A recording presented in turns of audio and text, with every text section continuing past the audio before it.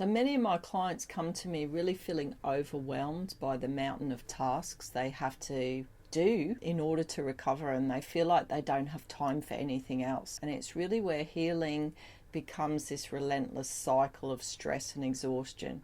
And so my job is really to help them simplify what they're doing so that it starts to work for them rather than them working for it. Today I want to share with you why simplifying your approach to healing can be a game changer. I'm going to offer you some micro habits that you can adopt to easily integrate mind-body healing into your daily routine. So we're often bombarded with the idea that big changes are really the key to healing. But let me tell you, once you've got your sort of basics down, eating well, staying hydrated, focusing on getting good sleep, it's really small tweaks that change things. And it could be really introducing a couple of small habits that take little effort to do, or stopping a bad habit you're doing that's slowing you down. So micro habits should be focused on cutting out unnecessary stress and really inviting in relaxation. So the more that we trigger that relaxation response, the more resilient we become mentally, emotionally, and physically. And it's about giving our bodies the best possible environment to heal. We can be so focused on the end goal in recovery, getting rid of symptoms and pain, that we forget about the cumulative effect of what we do on a day-to-day basis and the importance of the mindset that we come to healing with. What I see is people do a lot of great things, but they fail to set themselves up for success by just taking on too much and coming to recovery with a sense of impatience, obsession, and desperation. And there's no shame, I did that as well, but it's not helping you. So if you ever think I'm drowning in everything I have to do, feels like a full-time job and I don't have time for anything else, then you maybe are trying to do too much.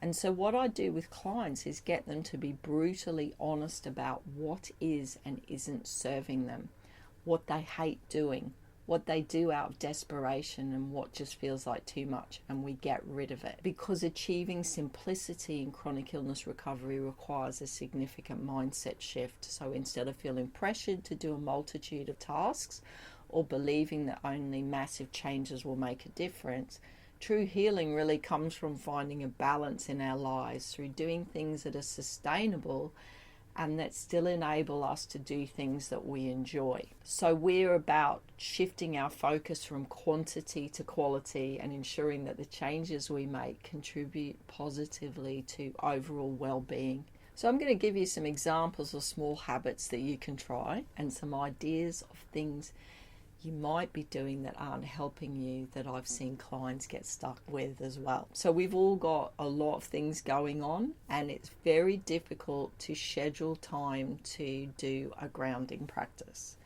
And that's one of the things that clients often say to me is, well, I should be meditating, but I'm not.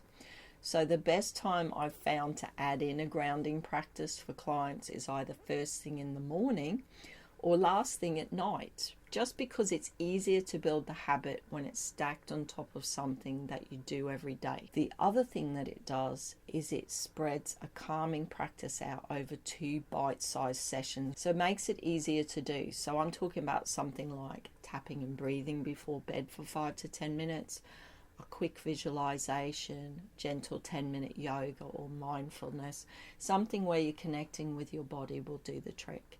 And in the morning, it sets you up for the day far better than, say, scrolling on your phone. And at night, these types of practices can calm your body and help you get a better night's sleep. I've literally seen this transform someone's mental health and well-being in a matter of weeks.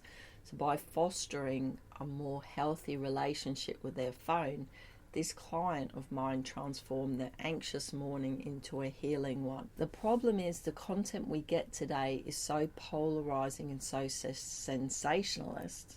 I really struggle that word. That there's so much of it. Plus we've got apps like WhatsApp that demand a lot from us as friends and family, expect a response. But also sometimes we can get stuck in doing health research literally the moment that we wake up in the morning. And we think it's relaxing, sitting and looking at our phones, but it really isn't. So we have emotional responses to everything we engage with, And that's a lot of different emotions in a short time. One little tweak I get some of my clients to do so they start and end their day without chatter on their mobile phone is to get them to put their phones outside their bedroom in a drawer at 7 p.m. at night and just use a simple alarm instead. And what this does is it lets them go to bed without the impact of the light on their phone, which we know impacts melatonin production, but also the phone isn't the first thing that they encounter when they wake up in the morning. So try this for a couple of weeks and you'll see a difference in how much more relaxed you feel. And if you're like me and you've had some issues with overdoing phone use during the day, then an app blocker might be what you need. Or get a copy of my free ebook, which will help you build a healthier relationship with your phone. Another contributing factor for a lot of chronic illness is emotional suppression and repression.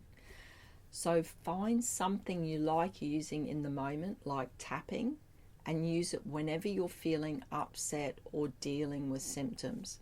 And I've got a whole playlist of videos which give you tips for how to get the most out of this great tool. And so you can check those out if you want to learn how to use EFT for emotional regulation. And if you've got more time, then of course you can try journaling, and it doesn't have to be done every day, but even a couple of times a week can be a great way to explore and acknowledge your emotions.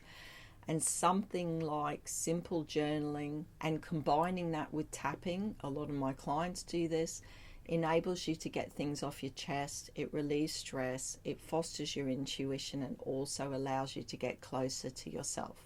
Ultimately, the goal in recovery is to bring balance back into our lives. And in order to do that, we need to engage in activities that bring us laughter and lightness. And this is more important often than healing activities. So we're talking about watching a comedy show, spending time with our furry friends, moments with friends and family. And these seem so simple, but they're the things that go out the window the moment we focus only on recovery. So the moment that healing becomes our only focus and we stop having fun in our lives is the moment that we shut those doors and that opportunity for health. And so I have literally told clients to stop doing their health research and watch Friends instead, because I know that during that half hour they watch comedy, they'll start to forget about their symptoms, they'll laugh, and that laughter triggers that relaxation response, releases endorphins, which are the body's natural painkillers, and a host of other hormones that promote feelings of well-being. And I really can't emphasize this one enough. 30 minutes of laughter a day, as I found, can create profound shifts in how you feel physically and emotionally. So it's supposed to help us heal, but I found that for some clients, another big source of stress is their diet. So I'm going to recommend that you watch this video next so that you find out how you can improve your relationship with the way you eat to maximize your recovery.